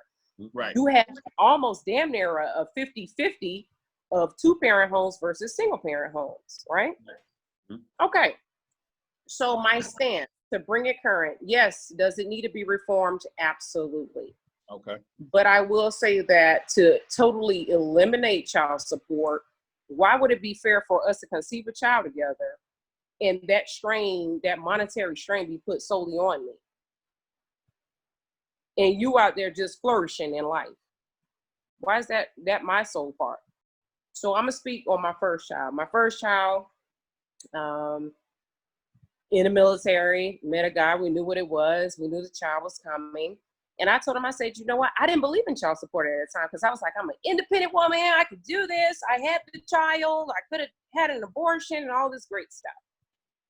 And so all I asked him to do was pay for daycare.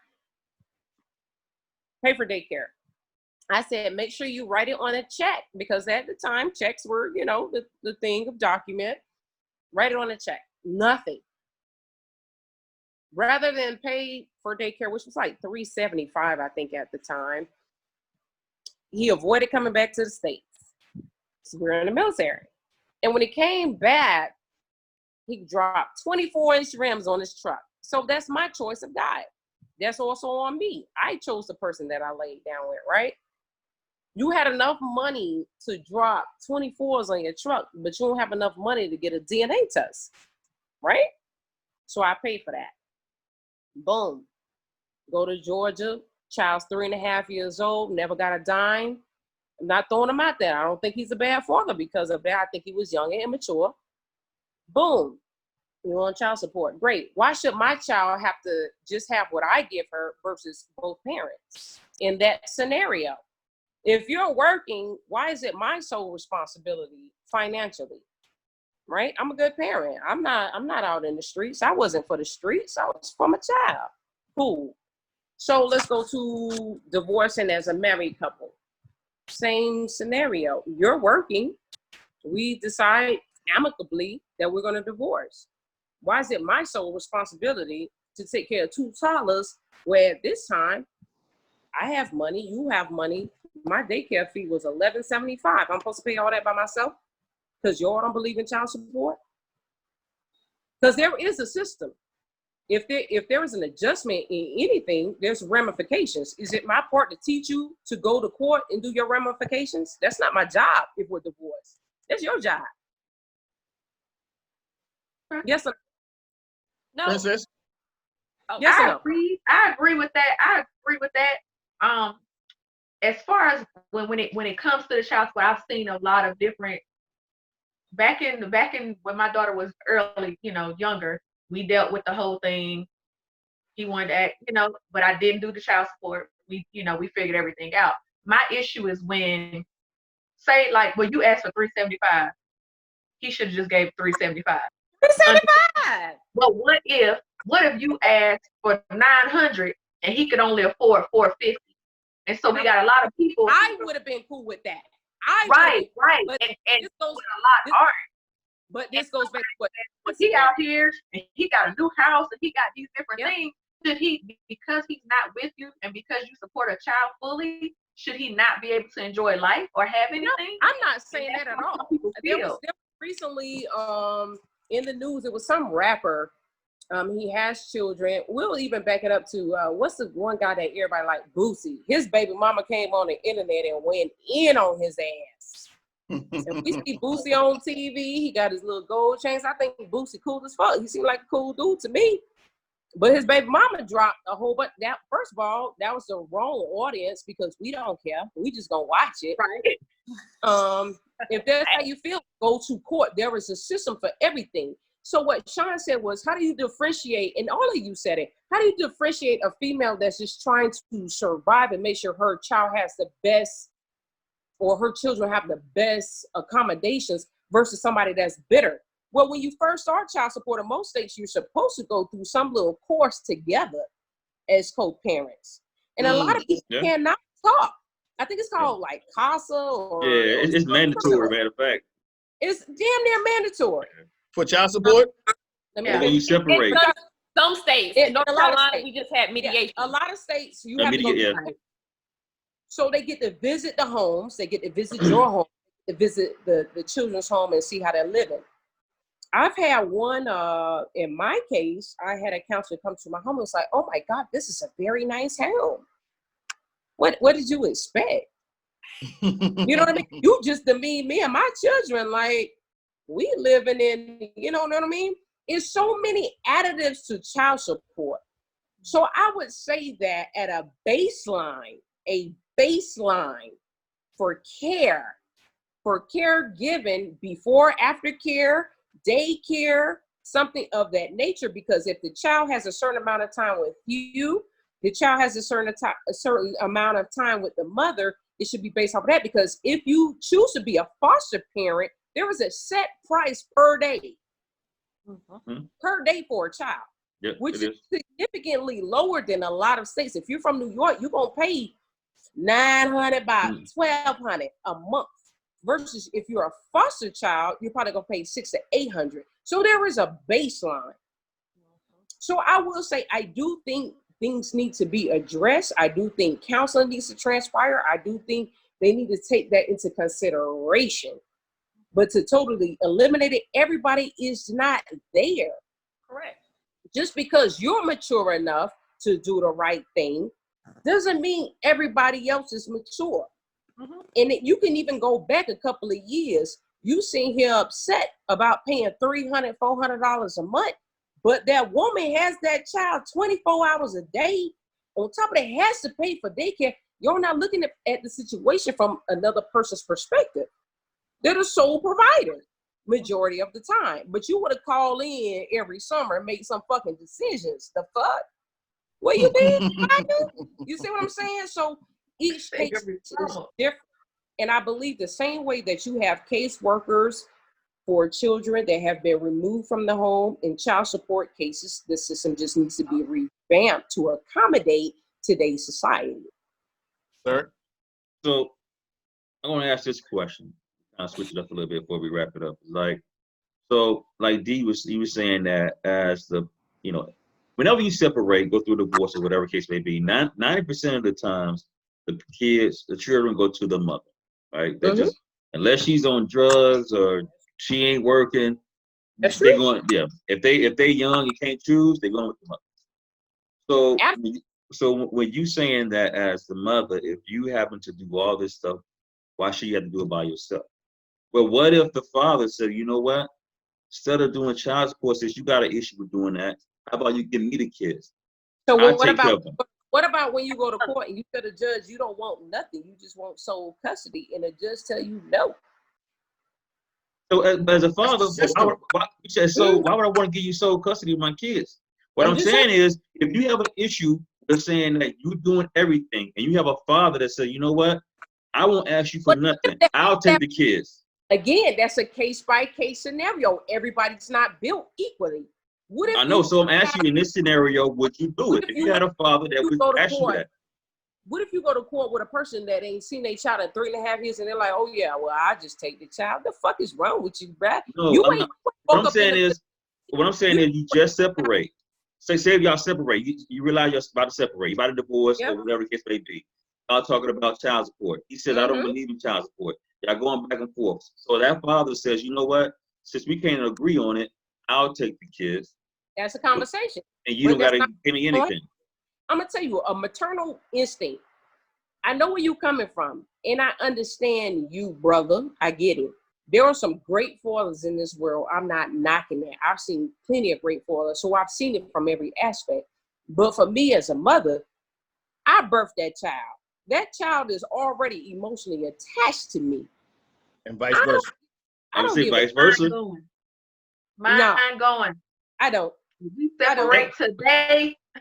I'm getting a 1-bedroom studio. I think if we're separated, it will go back to the roles. Well, you said it because you got boys, but I would say 80% of women would not go for that. Nah, that's mine. Nah, I don't think so either. No, they're not. I'm just telling you. I said that because I got boys. Yeah. For me, that's exactly why. Nah. And even in your scenario, for instance, a lot of females that have boys won't even go with it. So because if we're talking about what's best for the kids, yes, why not? Like, for example, whenever me and my ex-wife divorced the second time, in my mind, I had already put that the girls were going to go with her. You know what I'm saying? Yes. It wasn't until after I had a conversation with them that I realized it was different. But I was mature enough to understand I have girls. They're probably going to go be with their mother. But some people are not mature enough to do that. If you got a young boy, what's wrong with giving that father the opportunity to say, look, I'll take Junior, whatever the case may be. And I get where you're coming from, but again, it depends on the individual, because that would be easy for me to be like, you know what, we're going to divorce. I'm going to take the daughter. You take the son. For my ex-husband, we have a daughter and a son together. Yeah. You take the son, I take the daughter. Nobody pays child support, right? Boom. Yeah. How has he treated that son or that child from the beginning? Not saying you don't love him, but what has he done to nurture them? You got to look, as a mother, I'm looking at from every aspect. Is he going to wake up? Is he in the right state of mind? Is he an alcoholic? Does he do stupid shit? Does he know how to change a fucking diaper? You have to look at it as a parent. And that's what I'm saying to males in general. If you know that female is not up to par as a standard of a mother to be a caregiver, run her ass down the court. Yes, you may come out spending money out of your pocket, but you will win. And that is why I feel that caseworkers in child support cases should do more extensive work. How does this child act at school? How does this child act at work? You see what I'm saying? It's so many additives. I'm on the phone. I heard it. So I heard it. And to go along with D, and I agree, have that caseworker there, because there are mothers who put, the guy on child support or whatever, but then won't let the father even see the child. You see it on YouTube. Now this is my issue with child support, because the two are not one and the same. Mm-hmm. Visitation and child support do not go hand in hand, which makes no damn sense to me at all. Not at all. I'm paying for my child, but I can't see him. Yeah. Right. Yeah. I gotta come back to y'all for y'all to tell me when my visits could be scheduled. Why is this not one and the same? So it's just another way for them to get more money out of us in the process of it. Yeah. Even if you're not paying, visitation should already, that's a given. It should be a given. Hold on. Marco, it's time to go with daddy. What do you want to do? You want to stay home or go with daddy? You see what I'm saying? That's not me. Get off. You're going with daddy. Yes. Go put on your shoes. Go with your daddy. Hey, where we at, sir? That's it, son. It's time to wrap it up. Everybody can go through their final statement. Yeah, we're gonna swing it around one time before we wrap it up. If anybody got any businesses or any websites or apps they want to put out there, y'all feel free to do that. Go ahead, Prince. Let's start with you. Okay. I recently launched a little, I guess it's like a kind of a movement. It's called We Are the Village. It goes back to a lot of things that we've been saying as far as women, whether they be single women, have husbands that have worked 3 jobs. You see a woman out there, help her out. It's like I guess a positive thing as far as the mothers go. I have shirts, I have all the information, wearethevillage1.com. Cool.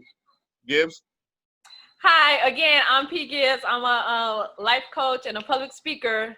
I deal specifically with relationships, and that's just not romantic relationships. That's even co-workers, friends, family, all those relationships, because they're closely related. So if you're looking for me, again, I'm on Facebook, Instagram, P. Gibbs LES. Check out my free gift at pgibbslesfreegift.com, and hope to have the conversation with you. D? For me, I'm just all about working out, blow off some steam and whatnot. So visit www.mainreps.com, specializing in fitness, hair accessories for all genders, ethnicities. And we're also doing fitness apparel for women, cute stuff. I like cutesy stuff. Okay. Before we go to Shawnee, wrap it up, I just want to say thanks for you ladies for coming and being a part of the show. That's one of our main. Yes, thank you. That's one of our main focus. Like when me and Sean was talking about the show, we just want to bring like our listeners in and be a part of the show, because you got a lot of podcasts, but a lot of podcasts don't bring their actual audience there, that listen to be a part of the show. And so that's one of the things we try to do, is make sure that we take individual that take the time out to listen and bring them on the show and give them opportunity to speak their piece. And so I just want to say I appreciate you all coming and being a part of this show. It was some good insights, some good information, some good perspective put out. I actually learned a little bit. So before we go out, before Sean get it, just make sure you go out. You go to our YouTube channel, our Instagram, website. Make sure you subscribe, like, and share when you can. And so that's all I got, man. I definitely appreciate y'all for being on the show this week. Y'all tapped into some areas from y'all perspectives that enlightened me in a few different ways. The child support. I mean, all the topics. I enjoyed y'all's perspective. It's you're never too old to learn in my eyes. So yeah. I definitely appreciate y'all insight. So we appreciate it. Appreciate y'all being on the show. And like he said, like, subscribe, share. The website, R&RXperience.com, YouTube. We on Spotify, and all that good stuff. All right, that's it. Until next time. Bye. We out. Thank you.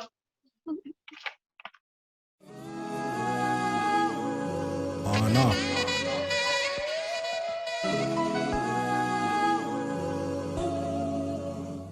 Time. They just trying to speak their piece. Get your piece, R&R.